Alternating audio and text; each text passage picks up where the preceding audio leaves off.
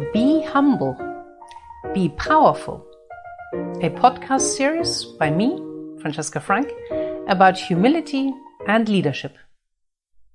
This episode looks at some other effects that a humble and powerful leader has on the company. In the last podcast, we saw that humility in the company leads to a better culture of cooperation and a better and more open approach to mistakes.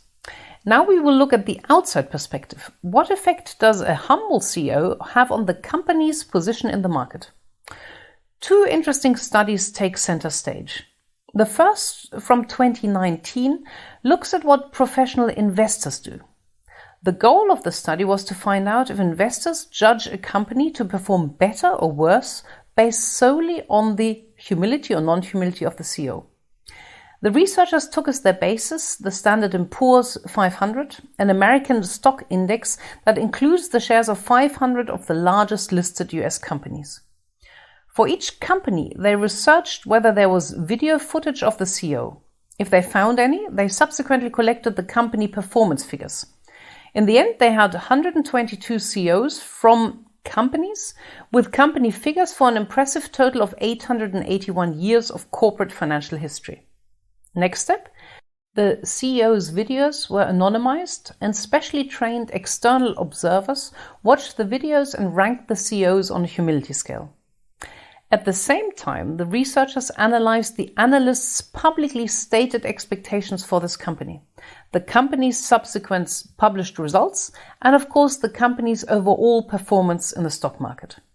And what they saw was deeply human.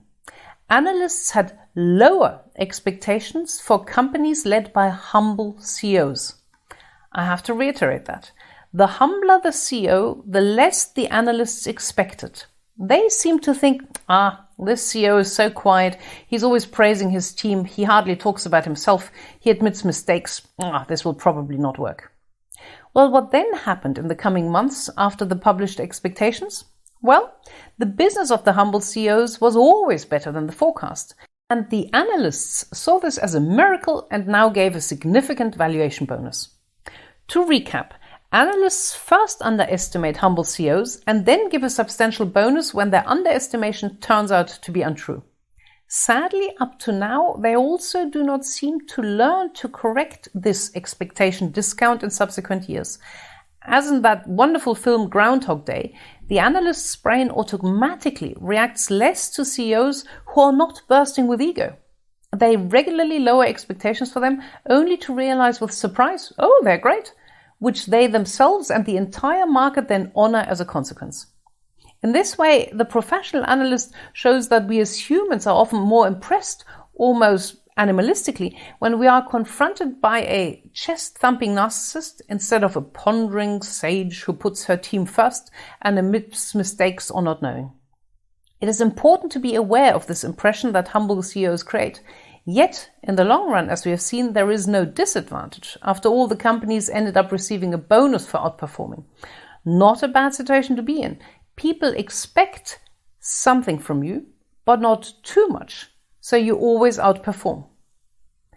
The second piece of research is by researcher Amy O from 2015, when she studied 105 computer companies in the US.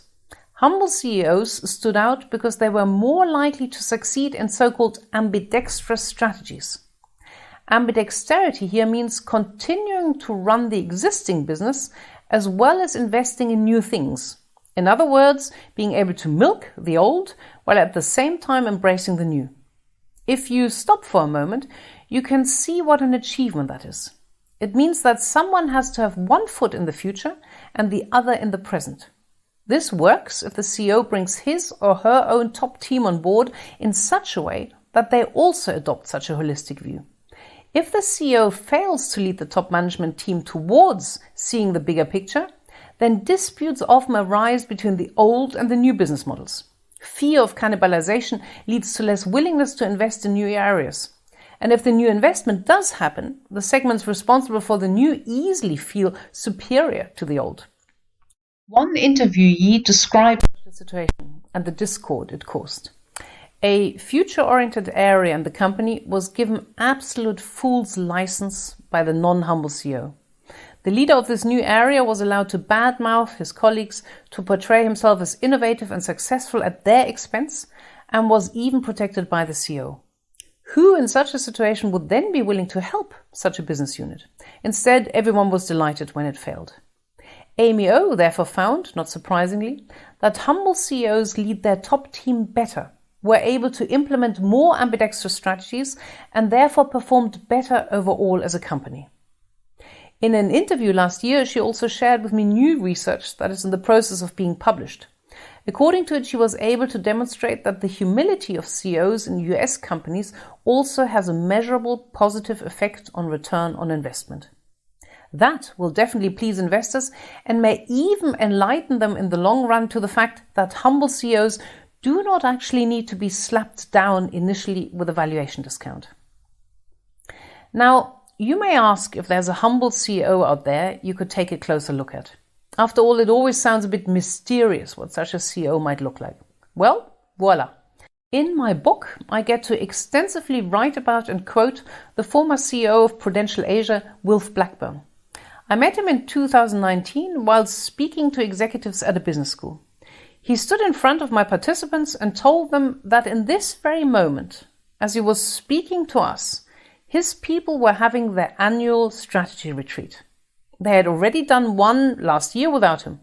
Of course, they could have asked him to come then, as they could have done this time, but they didn't seem to need him. If you look at this in detail, you realize that Wilf Blackburn's ego endured not being at the retreat, waiting for the proposal and analysis to come to him, and only then becoming part of the decision-making process. That is a humble and wise approach. Why? Everyone knows how much a boss in the room influences the direction a discussion is taking, simply by being there. Some will think in anticipatory obedience along the lines they believe the CEO would like. Others instead may be bristling with dissent precisely because the CEO is there. This does not mean that Blackburn is neglecting his job as a CEO. Of course, he sits down with his people after the retreat to then formally hammer out the strategy. But he allows every freedom in the ideation process. When you meet Blackburn, he also does in no way come across as weak, but as clear, strong, and humble at the same time. Another story to illustrate this.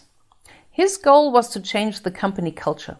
Old hierarchies and status symbols such as single officers were a hindrance in his mind. So he personally sat himself down in an open space with his walk-in customer service center, until the whole office had been remodeled. He quickly announced his intent that all should go into such open spaces. That was quite a status shock. To move the discussion forward, he said, "Anyone who continues to need an office, please come forward." A handful came forward. Blackburn said, "Thank you very much. I will help every single one of you to find a new job." And that is what he did, through coaching and supporting the managers in his vast network. Every one of those who raised their hand had a new job in another company after some time. For some, this may not sound humble, but if you think of the bigger picture and also of Jim Collins' insight, get the wrong people off the bus and the right people on the bus, you see that Blackburn's action has nothing to do with ego or arrogance, but in fact with a proper understanding of what humility entails. That he is not driven by ego is also shown by this wonderful quote of his. "I was once in Disney World in Paris and saw someone wearing a Minnie Mouse costume. Just as that person in the Minnie Mouse costume should not get their self-esteem from the costume, I should not get my self-esteem from the CEO costume." When you hear this, you will not be surprised that Prudential is doing well in the marketplace, that during Wilf's tenure it shot up amongst the most desirable companies to work for, something that does not come easily to insurance companies. You will also not be surprised with the conclusion that humble CEOs have a measurably positive effect on their companies. I wish you a humble CEO, and if you do not have one, the strength to embody being one yourself for your employees.